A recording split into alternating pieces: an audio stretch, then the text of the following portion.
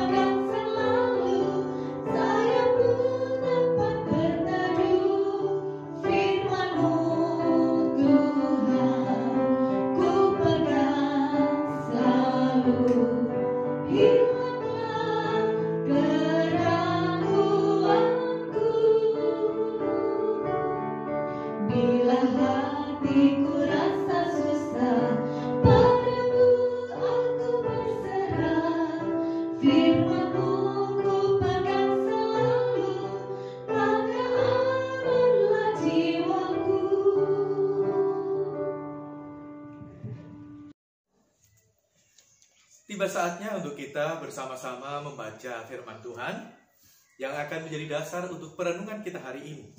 Namun sebelumnya, mari kita berdoa. Bapa dalam surga, kami bersyukur ada kesempatan untuk kami sejenak membaca dan merenungkan sabda-Mu. Buka hati kami ya Tuhan, supaya kami bisa menjadikan diri kami ini seperti tanah yang subur di tepi aliran air, yang siap menerima taburan benih firman Tuhan, bahkan siap untuk menjaga dan menumbuhkannya menjadi semakin bertumbuh, berbuah lebat, bahkan siap untuk berguna bagi sesama. Di dalam nama Tuhan kami Yesus Kristus kami berdoa. Amin. Bacaan kita hari ini adalah Mika pasalnya yang kelima, ayat 1 sampai dengan ayatnya yang ke-14. Mika 5 ayat 1 sampai dengan ayatnya yang ke-14. Tapi saya hanya akan membacakan satu ayat saja, yaitu ayatnya yang pertama, yang berkata demikian. Tetapi engkau, hai Bethlehem Efrata, hai yang terkecil di antara kaum-kaum Yehuda, daripadamu akan bangkit bagiku seorang yang akan memerintah Israel, yang permuliaannya sudah sejak purbakala, sejak dahulu kala. Demikian bunyi firman Tuhan. Yang berbahagia setiap kita yang menerima dan yang memeliharanya di dalam kehidupan kita hari lepas kesehari. Bapak Ibu dan saudara sekalian yang terkasih di dalam Tuhan, siapa di antara kita yang belum kenal dengan Bunda Teresa? Tentu setiap kita akan sangat paham, setiap kita begitu ngerti siapa sebenarnya Bunda Teresa. Seorang suster yang melayani di daerah Calcutta, India, yang melayani secara khusus umat yang bisa dikatakan umat jelata atau rakyat jelata. Mereka yang biasanya terpinggirkan dan tersingkirkan, tetapi oleh sentuhan kasihnya mereka mendapatkan pelayanan yang baik. Ada begitu banyak kalimat-kalimat bijak yang beliau ungkapkan. Tetapi salah satu kalimat bijak yang juga saya kenal adalah, saya ini hanyalah sebuah pensil kecil yang mencoba untuk menulis tentang cinta kasih dan memberikannya untuk sesama. Ya, Bapak Ibu dan saudara sekalian yang dikasihi Tuhan, pensil adalah salah satu benda kecil, tetapi di tangan yang maha kuasa, sesuatu yang kecil itu ada di tangan orang yang benar, orang yang tepat. Maka pensil yang kecil itu akan bisa menorehkan gambar yang begitu indah, akan bisa menorehkan cerita dan kisah yang sangat bermakna, yang sangat berguna. Ya, pensil yang kecil yang mungkin untuk sebagian orang tidak ada artinya, tetapi di tangan yang benar, ia akan berdampak sangat luar biasa. Hari ini kita mendengar sebuah kota yang bernama Bethlehem Efrata. Dikatakan satu kota yang kecil di antara suku Yehuda atau di antara bangsa Yehuda. Satu kota yang terpinggirkan, satu kota yang kadang dikenal tidak ada yang baik di sana. Kota yang sangat kecil, kota di pinggiran, kota yang biasanya tidak dianggap oleh siapa-siapa. Tetapi siapa sangka, sabda Tuhan melalui Nabi Mika berbicara tentang kota kecil yang akan dipakai oleh Tuhan. Karena apa? Karena di kota itulah akan hadir seorang pemimpin. Dikatakan akan bangkit bagiku seorang yang akan memerintah Israel. Bayi kecil, bayi kudus yang di dalam narasi berikutnya itu dikatakan ada beberapa karya-karya besar yang akan ia lakukan. Misalnya, di dalam ayatnya yang ketiga bagian A, maka ia akan bertindak dan akan menggembalakan mereka dalam kekuatan Tuhan, dalam kebegahan nama Tuhan Allahnya.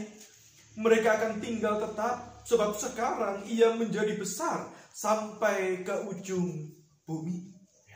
Seorang yang dilahirkan itu, dia akan menjadi besar, dia akan bertindak, bahkan akan menggembalakan umatnya.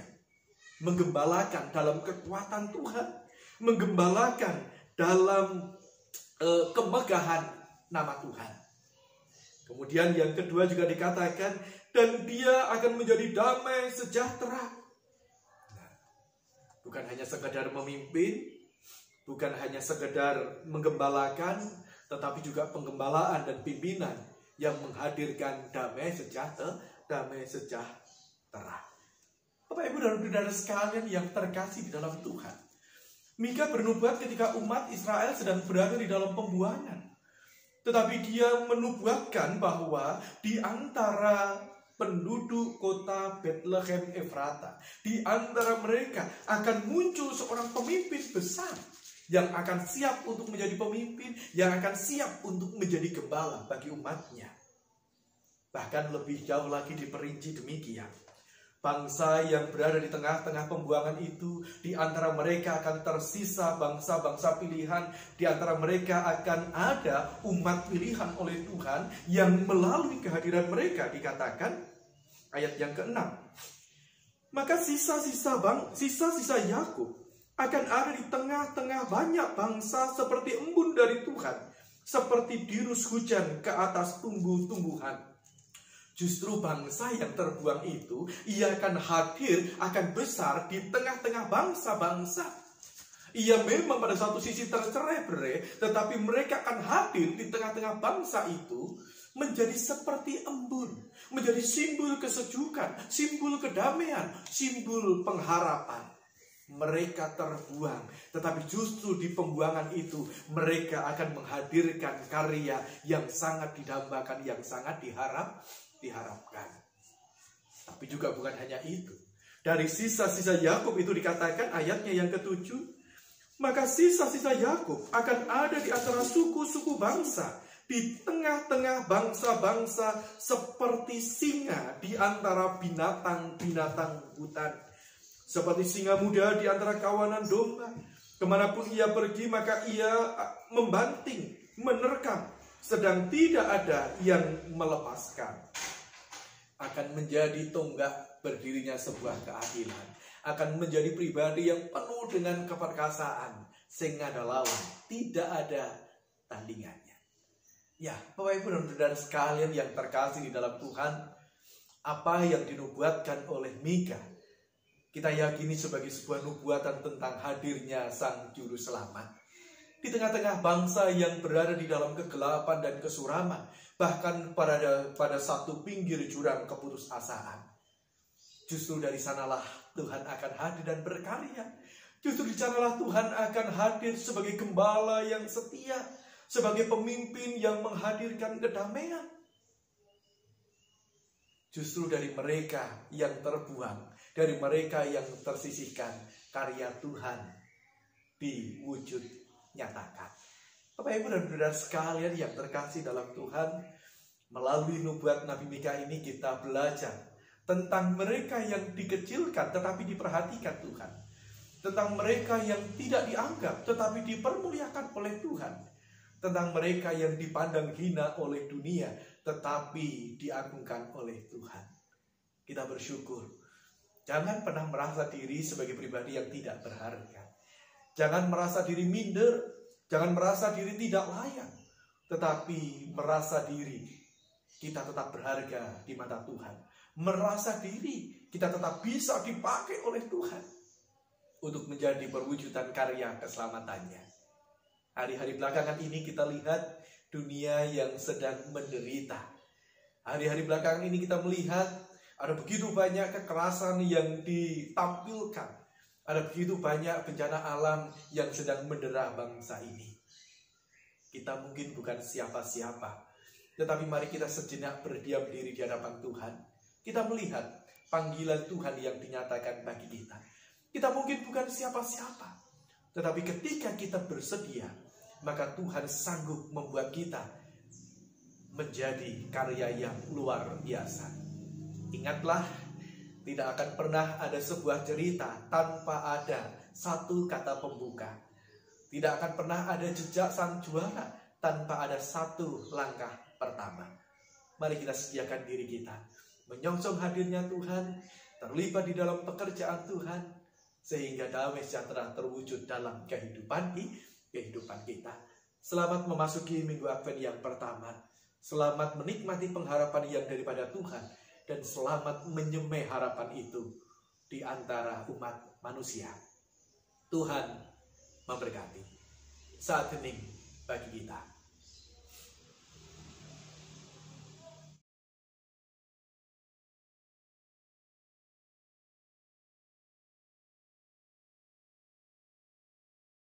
Mari kita berdoa.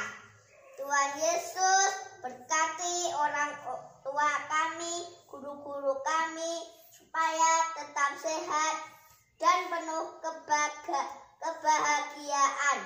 Amin. Tuhan Yesus, berkati kami, anak-anak, supaya tetap semangat dalam belajar. Amin. Bapa di dalam surga, kami juga berdoa untuk jeritan hati yang sedang diserukan oleh bangsa kami, di tengah-tengah kedukaan yang sedang dialami oleh rekan-rekan kami di Sigi dan sekitarnya, oleh karena kekejaman segelintir orang yang mencoba untuk memaksakan menghadirkan teror. Kami berdoa untuk beberapa daerah yang saat ini juga sedang mengalami musibah bencana alam. Tuhan hadir untuk menopang mereka. Sungguh berkati bangsa kami ya Tuhan, berkati kota tercinta kami Bojonegoro, tetap berada di dalam lindungan damai sejahtera Tuhan. Di dalam nama Tuhan kami Yesus Kristus, kami berdoa. Amin. Selamat beraktivitas kembali, selamat bersungguh-sungguh menanti hadirnya Tuhan dengan memberikan diri sepenuhnya, dipakai menjadi alat Tuhan, menebarkan kasih-Nya. Tuhan memberkati.